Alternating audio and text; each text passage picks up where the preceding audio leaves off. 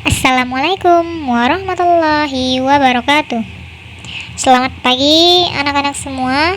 Semoga selalu dalam keadaan sehat walafiat.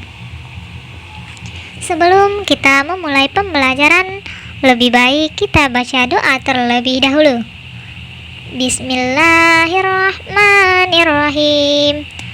Rabbi israh li sadri wa yassir li amri wahlul 'uqdatam min lisani yafqahu qawli. Rabbi zidni ilman warzuqni fahman. Amin.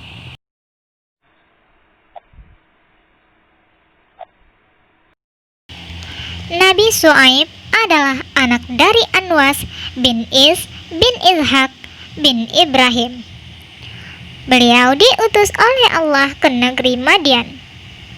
Kaum Madian adalah segolongan bangsa Arab yang tinggal di sebuah daerah yang bernama Ma'an di pinggir negeri Sam.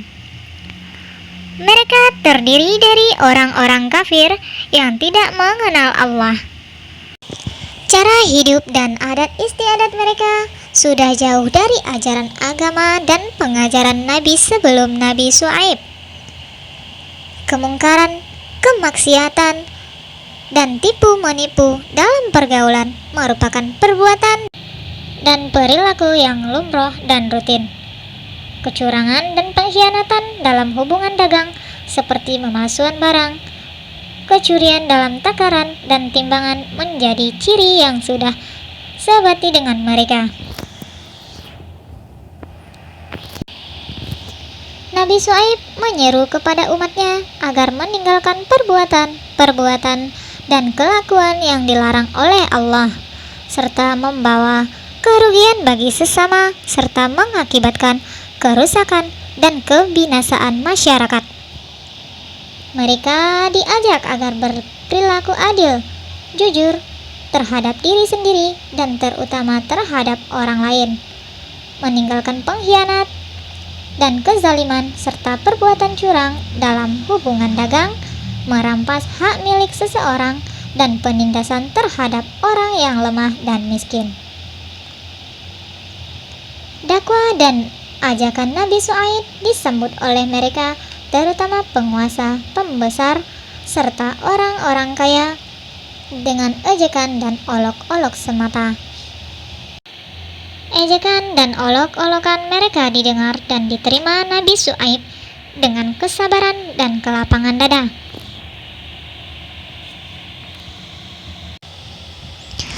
Akhirnya kaum Syuaib merasa jengkel dan jemu melihat Nabi Syuaib tidak henti-hentinya berdakwah, bertablik pada setiap kesempatan, di mana saja dan kapan saja ia menemui orang-orang berkumpul. Semenjak dakwah dan tablik menyampaikan risalah Allah kepada kaum Madian, Nabi Syuaib berhasil menyadarkan hanya sebagian kecil dari kaumnya, sedangkan sebagian besar lainnya masih tertutup hatinya dari cahaya iman dan tauhid yang diajarkan Nabi Syuaib. Mereka tetap bersikeras kepala mempertahankan tradisi, adat istiadat, dan agama yang diwarisi nenek moyang mereka. Itulah alasan mereka satu-satunya melakukan penolakan terhadap ajaran Nabi Syuaib. Mereka bahkan menentang Nabi Syuaib untuk membuktikan kebenaran risalah dengan mendatangkan bencana dari Allah. Mendengar tantangan kaumnya yang menandakan hati mereka telah tertutup rapat bagi sinar agama dan wahyu yang ia bawa, bahwa tiada harapan lagi akan menarik mereka ke jalan yang lurus serta mengangkat mereka dari lembah syirik dan kemusyrikan serta pergaulan buruk, maka bermohonlah Syuaib kepada Allah agar menurunkan azab siksaannya kepada kaum Madian, bahwa wujudnya serta menentang kekuasaan untuk menjadi ibrah dan peringatan bagi generasi yang mendatang. Allah Maha Kuasa berkenan menerima permohonan dan doa Syuaib. Maka diturunkanlah lebih dahulu di atas mereka hawa udara yang sangat panas, yang mengeringkan kerongkongan karena dahaga yang tidak dapat dihilangkan dengan air, dan membakar kulit yang tidak dapat diobati dengan berteduh di bawah atap rumah ataupun pepohonan.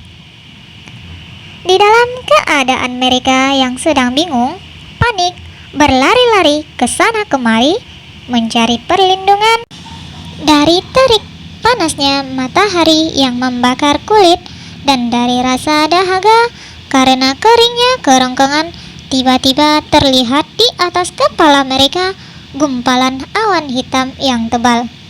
Lalu berlarilah mereka ingin berteduh di bawahnya. Namun setelah mereka berada di bawah awan hitam itu, seraya berdesak-desak dan berjejal-jejal, jatuhlah ke atas kepala mereka percikan api dari jurusan awan hitam itu, diiringi dengan suara petir dan gemuruh ledakan dahsyat, sementara bumi di bawah mereka bergoncang dengan kuatnya dan menjadikan mereka berjatuhan, tertimbun satu di bawah yang lain, dan melayanglah jiwa mereka dengan serta-merta. Nabi Syuaib merasa sedih atas kejadian yang menimpa kaumnya dan berkata kepada para pengikutnya yang telah beriman, "Aku telah sampaikan kepada mereka risalah Allah, menasehati dan mengajak mereka agar meninggalkan perbuatan-perbuatan mungkar, serta aku telah memperingatkan mereka akan datangnya siksaan Allah bila mereka tetap berkeras hati menutup telinga mereka terhadap suara kebenaran dan ajaran Allah yang aku bawa. Namun mereka tidak menghiraukan nasihatku dan tidak mempercayai peringatanku. Karenanya tidak patutlah aku bersedih hati atas kejadian bencana yang telah membinasakan kaumku yang kafir itu."